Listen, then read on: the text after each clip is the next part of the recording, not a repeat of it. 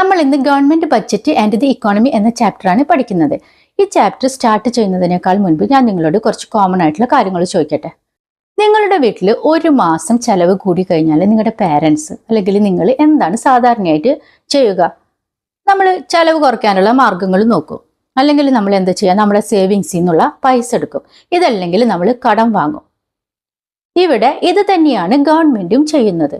അതായത് ഗവൺമെന്റ് ഒരു സാമ്പത്തിക വർഷത്തേക്കുള്ള വരവും ചെലവും നോക്കിയതിന് ശേഷം അതിനനുസരിച്ച് ധനകാര്യ പദ്ധതികൾ രൂപപ്പെടുത്തുന്നു. ഇതിന് തന്നെയാണ് നമ്മൾ ബഡ്ജറ്റ് എന്ന് പറയുന്നത്. ബഡ്ജറ്റിനെ പറ്റിയിട്ട് നമ്മൾ ന്യൂസൊക്കെ കേൾക്കാറുണ്ട്. ഇപ്പൊ ഫെബ്രുവരി 1 പുതിയ യൂണിയൻ ബഡ്ജറ്റ് വന്നതിന്റെ ന്യൂസ് നിങ്ങൾ കേട്ടിട്ടുണ്ടായിരിക്കും. അതേപോലെ തന്നെ നിങ്ങൾ 2025-26 ബഡ്ജറ്റ് അവതരിപ്പിച്ച സമയത്ത് ന്യൂസിലൊക്കെ കേട്ടിട്ടുണ്ടായിരിക്കും ബഡ്ജറ്റ് ഡെഫിസിറ്റ് ആണെന്ന് കേട്ടിട്ടുണ്ടായിരിക്കും. അതേപോലെ തന്നെ കേരളത്തിന് കടം കൊടുക്കുന്നതിന്റെ ലിമിറ്റ് കഴിഞ്ഞെന്നും ഒക്കെ നമ്മൾ ന്യൂസിൽ കേട്ടിട്ടുണ്ടായിരിക്കും. അപ്പൊ നമ്മൾ ഈ ന്യൂസ് കേൾക്കുന്ന സമയത്ത് നമുക്ക് എന്താണ് ബഡ്ജറ്റ് എന്ന് മനസ്സിലാകണ്ടേ? ഈ ബഡ്ജറ്റ് എങ്ങനെയാണ് ഇക്കോണമിനെ ബാധിക്കുന്നത് എന്നുള്ളതും നമുക്ക് മനസ്സിലാക്കണ്ടേ? അങ്ങനെ നമ്മൾക്ക് ഈ ബഡ്ജറ്റ് എന്താണ് എന്നുള്ളതും ഇക്കോണമിനെ എങ്ങനെ ബഡ്ജറ്റ് ബാധിക്കുന്നു എന്നുള്ളതിനെയും കുറിച്ചിട്ടുള്ള ഒരു ഐഡിയ ലഭിക്കുന്നതിന് വേണ്ടി തന്നെയാണ് നമ്മൾ ഈ ചാപ്റ്റർ പഠിക്കുന്നത്. അപ്പൊ നമുക്ക് എന്താണ് ബഡ്ജറ്റ് എന്നതിന്റെ ഡെഫിനിഷൻ എന്താണ് എന്ന് നോക്കാം. എന്താണ് budget? What is budget? The annual statement of the estimated receipts and expenditure of the government four A financial year. അതായത് ഒരു സാമ്പത്തിക വർഷത്തേക്ക് ഗവൺമെന്റിന്റെ വരവും ചെലവും കാണിക്കുന്ന ഒരു രേഖയാണ് ബഡ്ജറ്റ് എന്ന് പറയുന്നത്. അങ്ങനെയാണെങ്കിൽ ഈ ബഡ്ജറ്റ് എങ്ങനെയാണ് ഇക്കോണമിനെ ബാധിക്കുന്നത് നമുക്കൊന്ന് നോക്കാം. അതായത് ഗവൺമെന്റ് സ്പെൻഡിങ്സ് വർദ്ധിപ്പിക്കുകയാണെന്ന് വിചാരിക്കാം. ഇപ്പൊ എക്സാമ്പിൾ ആയിട്ട് പറയുകയാണെങ്കിൽ ഗവൺമെന്റ് ഒരു റോഡ് പണിയാണെന്ന് വിചാരിക്കാം. അപ്പൊ ഇവിടെ കൺസ്ട്രക്ഷൻ വർക്ക് ഉണ്ടായിരിക്കും. സിമെന്റ് സ്റ്റീൽ ആവശ്യമായിട്ട് വരും, വർക്കേഴ്സ് കണ്ടമാനം ആവശ്യമുണ്ടായിട്ട് വരും. സിമെന്റ് സ്റ്റീലൊക്കെ ആവശ്യമായിട്ട് വരുന്ന സമയത്ത് കമ്പനീസിന് കൂടുതൽ ഓർഡേഴ്സ് കിട്ടും, വർക്കേഴ്സിന് ജോലി കൂടുന്നതിനനുസരിച്ച് ഏർണിങ്സ് കിട്ടും. ഈ വർക്കേഴ്സ് ഈ ഏർണിങ്സ് കൊണ്ടുപോയിട്ട് സ്പെൻഡ് ചെയ്യും. ഈ സ്പെൻഡിങ്സ് ബിസിനസ് വളരാനായിട്ട് സഹായകമാകും. ഇതിന്റെ ഫലമായിട്ട് ഇക്കോണമിയിൽ പ്രൊഡക്ഷൻ വർദ്ധിക്കും, ഇൻകം വർദ്ധിക്കും, സ്വാഭാവികമായിട്ടും ഇക്കോണമി ഗ്രോ ചെയ്യും. ഇനി ഗവൺമെന്റ് സ്പെൻഡിങ്സ് കുറച്ച് കഴിഞ്ഞു കഴിഞ്ഞാൽ ഇതിന്റെ നേരെ വിപരീത ഫലമായിരിക്കും ഉണ്ടാവുക. അതായത് ഇവിടെ സ്പെൻഡിങ്സ് കുറച്ച് കഴിഞ്ഞു കഴിഞ്ഞാൽ പ്രൊഡക്ഷൻ കുറയും, ഇൻകം കുറയും, ബിസിനസ്സിന് ഗ്രോ ചെയ്യുന്നത് സ്ലോ ഡൗൺ ആവുകയും ചെയ്യും. അപ്പൊ എങ്ങനെയാണ് ഈ ബഡ്ജറ്റ് ഇക്കോണമിനെ ബാധിക്കുന്നത് എന്ന് നിങ്ങൾ ഇപ്പൊ മനസ്സിലായില്ലേ?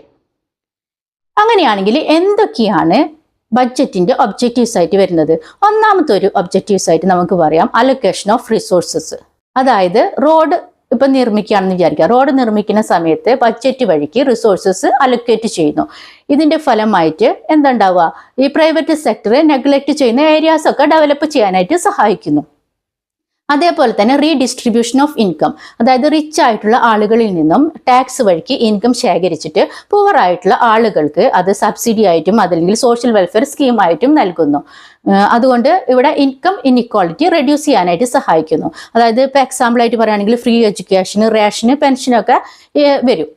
ഇനി മൂന്നാമതൊന്ന് ഉള്ള ഒരു ഒബ്ജക്റ്റീവ് എന്ന് പറയുന്നത് ഇക്കണോമിക് സ്റ്റെബിലിറ്റിയാണ്. അതായത് ഇൻഫ്ലേഷന്, അൺഎംപ്ലോയ്മെന്റ് പോലുള്ള ഇക്കണോമിക്സ് കൺട്രോൾ ചെയ്യാനായിട്ട് ബഡ്ജറ്റ് വഴിക്ക് സഹായിക്കുന്നു. അതേപോലെ തന്നെ പബ്ലിക് സെക്ടർ എന്റർപ്രൈസസിനെ സപ്പോർട്ട് ചെയ്യാൻ വേണ്ടിയിട്ട് ബഡ്ജറ്റ് ഹെൽപ്പ് ചെയ്യുന്നു. അതേപോലെ തന്നെ ഇക്കണോമിക് ഗ്രോത്ത്, അതായത് ഇൻഫ്രാസ്ട്രക്ചർ, സ്കൂൾസ്, ഹോസ്പിറ്റൽസ് ഒക്കെ സ്പെൻഡ് ചെയ്യുന്ന സമയത്ത് ഇക്കോണമി ഗ്രോ ചെയ്യുന്നു. അപ്പൊ ഇതൊക്കെയാണ് ബഡ്ജറ്റിന്റെ പ്രധാന ഒബ്ജക്റ്റീവ്സ് എന്ന് പറയുന്നത്. അപ്പൊ നമ്മളിപ്പോൾ പഠിച്ചത് എന്താണ്? ബഡ്ജറ്റ് എന്ന് പറഞ്ഞാൽ ഒരു ഫിനാൻഷ്യൽ ഇയറിൽ ഗവൺമെന്റിന്റെ വരവും ചെലവും കാണിക്കുന്ന ഒരു രേഖയാണ് എന്ന് നമ്മൾ പഠിച്ചു. അങ്ങനെയാണെങ്കിൽ ബഡ്ജറ്റിന് പ്രധാനമായിട്ടും 2 കോമ്പോണൻസ് ആണ് ഉള്ളത്. ഒന്ന് റവന്യൂ ബഡ്ജറ്റ്, ക്യാപിറ്റൽ ബഡ്ജറ്റ്. അപ്പൊ അതൊരു ഫ്ലോ ചാർട്ടായിട്ട് വരയ്ക്കാനായിട്ട് എക്സാമിന് വരും. വാട്ട് ഈസ് ബഡ്ജറ്റ് എന്നുള്ളതും എന്താണ് ബഡ്ജറ്റിന്റെ കോമ്പോണൻസ് എന്നുള്ളതും. അപ്പൊ കോമ്പോണൻസ് ഓഫ് ബഡ്ജറ്റ് എന്ന് പറയുമ്പോൾ രണ്ട് കോമ്പോണൻസ് ആണുള്ളത്. ഗവൺമെന്റ് ബഡ്ജറ്റിന് 2 കോമ്പോണൻസ് ആണുള്ളത്. ഒന്ന് റവന്യൂ ബഡ്ജറ്റും ക്യാപിറ്റൽ ബഡ്ജറ്റും. നമുക്കത് എങ്ങനെയാണ് ഫ്ലോ ചാർട്ട് വരുന്നത് എന്ന് നോക്കാം. എങ്ങനെയാണ് അത് ക്ലാസിഫൈ ചെയ്യുന്നത് ഉള്ളതും നോക്കാം. Revenue budget, capital budget.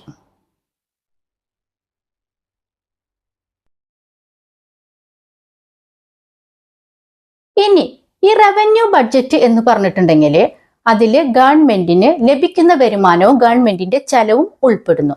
അപ്പൊ ഗവൺമെന്റിന്റെ ലഭിക്കുന്ന വരുമാനം എന്ന് പറയുമ്പോൾ റവന്യൂ റെസീറ്റ്സ്.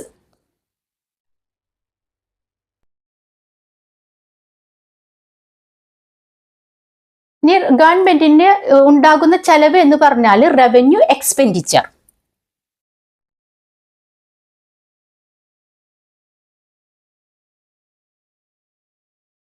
അതായത് റവന്യൂ ബഡ്ജറ്റ് വീണ്ടും രണ്ടായിട്ട് ക്ലാസിഫൈ ചെയ്തിരിക്കുന്നു. അതാണ് റവന്യൂ റെസീറ്റ്സും റവന്യൂ എക്സ്പെൻഡിച്ചറും. ക്ലിയർ ആയില്ലേ? ഇനി ഈ റവന്യൂ റെസീറ്റ് എന്ന് പറഞ്ഞാൽ ഗവൺമെന്റിന് ലഭിക്കുന്ന വരുമാനമാണ്, തിരിച്ചു കൊടുക്കേണ്ട ആവശ്യമില്ല. അത് ഗവൺമെന്റിന് കിട്ടുന്ന സ്ഥിര വരുമാനമാണ്, അത് തിരിച്ചു കൊടുക്കേണ്ടതായിട്ടുള്ള ആവശ്യമില്ലാത്ത വരുമാനമാണ് ഈ റവന്യൂ റെസീറ്റ് എന്ന് പറയുന്നത്. അപ്പൊ റവന്യൂ റെസീറ്റ് വീണ്ടും രണ്ടായിട്ട് ക്ലാസിഫൈ ചെയ്തിരിക്കുന്നു. അതാണ് ടാക്സ് റവന്യൂവും നോൺ ടാക്സ് റവന്യൂവും. Tax revenue and non tax revenue. ഈ ടാക്സ് റവന്യൂ എന്ന് പറഞ്ഞാൽ ഗവൺമെന്റിന് നികുതിയിലൂടെ ലഭിക്കുന്ന വരുമാനമാണ്. എക്സാമ്പിൾ ആയിട്ട് പറയുകയാണെങ്കിൽ ഇൻകം ടാക്സ്, GST. ക്ലിയർ ആയില്ലേ? ഇനി നോൺ ടാക്സ് റവന്യൂ എന്ന് പറഞ്ഞാൽ ഗവൺമെന്റിന് നികുതി അല്ലാത്ത ഇതര മാർഗങ്ങളിലൂടെ ലഭിക്കുന്ന വരുമാനമാണ്. നികുതി അല്ലാത്ത വരുമാനം എന്ന് പറഞ്ഞാൽ ഫീസ്, ഫൈൻസ്, പെനാൽറ്റീസ്, ഇൻട്രസ്റ്റ്, അതേപോലെ തന്നെ പ്രോഫിറ്റ് ഫ്രം പബ്ലിക് അണ്ടർടേക്കിങ്സ്, അതായത് BSNL, അതേപോലെ തന്നെ LIC എന്നൊക്കെ കിട്ടുന്ന വരുമാനം, പിന്നെ അതേപോലെ തന്നെ ഗ്രാൻസ്, ഡൊണേഷൻ മുതലായവ ഈ നോൺ ടാക്സ് റവന്യൂ വിഭാഗത്തിൽ പെടുന്നതാണ്. ക്ലിയർ ആയില്ലേ? ഇനി റവന്യൂ ബഡ്ജറ്റിന്റെ മറ്റൊരു വിഭാഗം നമ്മളിപ്പോ ക്ലാസിഫൈ ചെയ്ത് വെച്ചേക്കുന്ന ഒരെണ്ണുണ്ട് റവന്യൂ എക്സ്പെൻഡിച്ചർ, അതായത് ഗവൺമെന്റിന്റെ ചെലവ്. ഈ ഗവൺമെന്റിന്റെ ചെലവ് എന്ന് പറയുമ്പോൾ ഗവൺമെന്റിന് വരുന്ന ദൈനംദിന ചെലവുകളാണ്. ഇവിടെ അസറ്റ് ക്രിയേറ്റ് ചെയ്യുന്നില്ല. ദൈനംദിന ചെലവുകൾ എന്ന് പറയുമ്പോൾ ഇവിടെ അസറ്റിന്റെ ക്രിയേഷനും ഒന്നും നടക്കുന്നില്ല.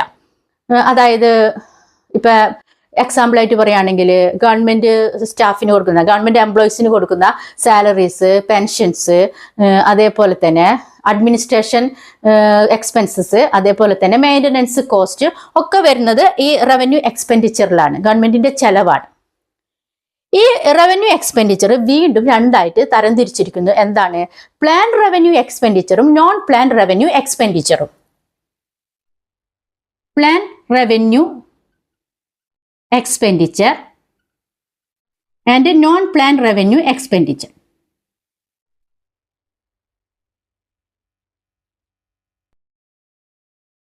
അതായത് പ്ലാൻ റവന്യൂ എക്സ്പെൻഡിച്ചർ എന്ന് പറയുമ്പോൾ ഗവൺമെന്റ് പ്രോഗ്രാംസ് അല്ലെങ്കിൽ വെൽഫെയർ സ്കീംസിന് നടത്തുന്നതിന് വേണ്ടിയിട്ട് ആവശ്യമായിട്ട് വരുന്ന ചെലവാണ്. അതായത് ഡെവലപ്മെന്റ് സ്കീംസിന് വരുന്ന റിക്കറിംഗ് കോസ്റ്റ് ആണ്. ഇവിടെ അസറ്റ് ക്രിയേറ്റ് ചെയ്യുന്നില്ല. അതേപോലെ തന്നെ നോൺ റവന്യൂ എക്സ്പെൻഡിച്ചർ എന്ന് പറയുമ്പോൾ അത് അഡ്മിനിസ്ട്രേഷൻ എക്സ്പെൻസസും മെയിൻ്റനൻസും കോസ്റ്റുമാണ് വരുന്നത്. പിന്നെ ഒരു പ്രത്യേക കാര്യം ശ്രദ്ധിക്കേണ്ടത് എന്താണെന്ന് വെച്ചാൽ റവന്യൂ ബഡ്ജറ്റിലും ക്യാപിറ്റൽ ബഡ്ജറ്റിലും റവന്യൂ എക്സ്പെൻഡിച്ചർ ആൻഡ് ക്യാപിറ്റൽ എക്സ്പെൻഡിച്ചറിൽ വരുന്ന പ്ലാൻ ആൻഡ് നോൺ പ്ലാൻ ക്ലാസിഫിക്കേഷന് 2017 മുതൽ ബഡ്ജറ്റിൽ നിന്നും അബോളിഷ് ചെയ്ത് കളഞ്ഞിട്ടുണ്ട്. പക്ഷേ നമ്മൾ പഠിക്കുന്നത് സിലബസ് പ്രകാരമാണ്. അതുകൊണ്ട് തന്നെ നമ്മൾ കോമ്പോണൻസ് ചോദിക്കുമ്പോൾ തീർച്ചയായിട്ടും ടെക്സ്റ്റ് ബുക്കിൽ കാണുന്ന ഈ കോമ്പോണൻസ് മൊത്തം എഴുതണം. പക്ഷെ ബഡ്ജറ്റിൽ ഇപ്പൊ അതില്ല, ബഡ്ജറ്റിൽ നിന്ന് അത് അബോളിഷ് ചെയ്ത് കളഞ്ഞിട്ടുണ്ട്. അതിന്റെ പ്രധാന കാരണം എന്തെന്ന് വെച്ചിട്ടുണ്ടെങ്കിൽ, ഒന്ന് കൺഫ്യൂസിങ് ക്ലാസിഫിക്കേഷൻ ആണ്. രണ്ടാമത്തത് റിയൽ ഡെവലപ്മെന്റ് എക്സ്പെൻഡിച്ചർ ഇവിടെ അൺക്ലിയർ ആണ്. ഇത് ആർട്ടിഫിഷ്യൽ ഡിവിഷൻ ആണ് ഇവിടെ നടക്കുന്നത്. അതുപോലെ തന്നെ ബഡ്ജറ്റ് സിസ്റ്റം കുറച്ചും കൂടിയും സിമ്പിൾ ആക്കുന്നതിന് വേണ്ടിയിട്ടാണ് ഇത് അബോളിഷ് ചെയ്ത് കളഞ്ഞിട്ടുള്ളത്. പക്ഷെ നിങ്ങൾ എക്സാമിന് എഴുതുമ്പോൾ തീർച്ചയായിട്ടും നിങ്ങൾ ഈ കോമ്പോണൻസ് എല്ലാം എഴുതണം. ഇനി അടുത്തതാണ് ക്യാപിറ്റൽ ബഡ്ജറ്റ്. അപ്പൊ നമ്മളിവിടെ റവന്യൂ ബഡ്ജറ്റും അതിന്റെ ക്ലാസിഫിക്കേഷനും ഇവിടെ കംപ്ലീറ്റ് ആയി. ഇനി ഇവിടെ അടുത്തതാണ് ക്യാപിറ്റൽ ബഡ്ജറ്റ്. ഇപ്പൊ നമ്മൾക്ക് ഇവിടെ റവന്യൂ ബഡ്ജറ്റ് കംപ്ലീറ്റ് ആയി. റവന്യൂ ബഡ്ജറ്റ് എന്ന് പറഞ്ഞാൽ അതിനെ ആദ്യം രണ്ടായിട്ട് ക്ലാസിഫൈ ചെയ്തിരിക്കുന്നു, revenue receipts and revenue expenditure. ഈ റവന്യൂ റെസീറ്റ് വീണ്ടും രണ്ടായിട്ട് ക്ലാസിഫൈ ചെയ്തിരിക്കുന്നു, tax revenue and non tax revenue. അതേപോലെ തന്നെ റവന്യൂ എക്സ്പെൻഡിച്ചർ വീണ്ടും രണ്ടായിട്ട് ക്ലാസിഫൈ ചെയ്തിരിക്കുന്നു, plan revenue expenditure and non plan revenue expenditure. ഇനി ക്യാപിറ്റൽ ബഡ്ജറ്റ് ആണ് അടുത്തത് നോക്കുന്നത്. ക്യാപിറ്റൽ ബഡ്ജറ്റ് എന്ന് പറഞ്ഞാൽ long term income and expenses ആണ്. ഈ ക്യാപിറ്റൽ ബഡ്ജറ്റ് വീണ്ടും രണ്ടായിട്ട് ക്ലാസിഫൈ ചെയ്തിരിക്കുന്നു. അതാണ് capital receipts and capital expenditure. Capital receipts and capital expenditure.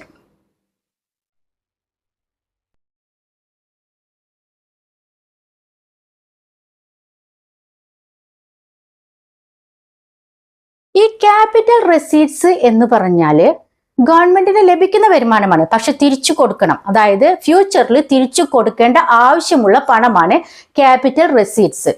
അപ്പൊ നിങ്ങൾ ഇവിടെ ഒരു കാര്യം ശ്രദ്ധിക്കുക, നമ്മളിവിടെ റവന്യൂ റെസീറ്റ് എന്ന് പറഞ്ഞാൽ ഗവൺമെന്റിന് ലഭിക്കുന്ന വരുമാനമാണ്, പക്ഷെ തിരിച്ചു കൊടുക്കേണ്ട, ഗവൺമെന്റിന്റെ സ്ഥിര വരുമാനമാണ്. പക്ഷെ ക്യാപിറ്റൽ റെസീറ്റ് എന്ന് പറഞ്ഞാൽ ഗവൺമെന്റിന് ലഭിക്കുന്ന വരുമാനം തന്നെയാണ്, പക്ഷെ ഫ്യൂച്ചറിൽ തിരിച്ചു കൊടുക്കേണ്ട ആവശ്യമുള്ള പണമാണ് ക്യാപിറ്റൽ റെസീറ്റ് എന്ന് പറയുന്നത്. തിരിച്ചു കൊടുക്കേണ്ട പണം എന്ന് പറയുമ്പോൾ അത് ഏതൊക്കെയാണ് വരുന്നത്? റീപേ ആവശ്യമുള്ള പണമാണ്. അപ്പൊ നമുക്ക് അതിന് എക്സാമ്പിൾ ആയിട്ട് പറയുകയാണെന്ന് വെച്ചാൽ ബോറോയിങ്സ്, ലോൺ റിക്കവറി, ഡിസ്ഇൻവെസ്റ്റ്മെന്റ് മുതലായവ, അതായത് റീപേ ചെയ്യേണ്ട പണമാണ്. ഇനി അടുത്തതാണ് ക്യാപിറ്റൽ എക്സ്പെൻഡിച്ചർ. ക്യാപിറ്റൽ എക്സ്പെൻഡിച്ചർ എന്ന് പറഞ്ഞാൽ അസറ്റ് ക്രിയേറ്റ് ചെയ്യാനോ അല്ലെങ്കിൽ കടം തിരിച്ചു കൊടുക്കാനോ ഉപയോഗിക്കുന്ന പണമാണ്. ഈ ക്യാപിറ്റൽ എക്സ്പെൻഡിച്ചർ കടം തിരിച്ചു കൊടുക്കാൻ ഉപയോഗിക്കുന്ന പണം അല്ലെങ്കിൽ അസറ്റ് ക്രിയേറ്റ് ചെയ്യാൻ ഉപയോഗിക്കുന്ന പണം എന്ന് പറയുമ്പോൾ അതിന് എക്സാമ്പിൾ ആയിട്ട് നമ്മൾ റോഡ് കൺസ്ട്രക്ഷൻ ചെയ്യുമ്പോഴോ അല്ലെങ്കിൽ സ്കൂളുകൾ നിർമ്മിക്കുമ്പോഴോ ചെലവാകുന്ന പണം ഇതിലാണ് പെടുന്നത്. അതല്ലെങ്കിൽ നമ്മൾ കടം തിരിച്ചു കൊടുക്കുന്ന പണം. ഈ ക്യാപിറ്റൽ എക്സ്പെൻഡിച്ചർ വീണ്ടും രണ്ടായിട്ട് ക്ലാസിഫൈ ചെയ്തിരിക്കുന്നു: പ്ലാൻ ക്യാപിറ്റൽ എക്സ്പെൻഡിച്ചറും non plan capital എക്സ്പെൻഡിച്ചറും.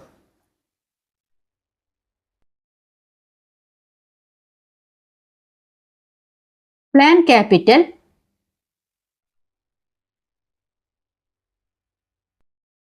And non plan capital expenditure.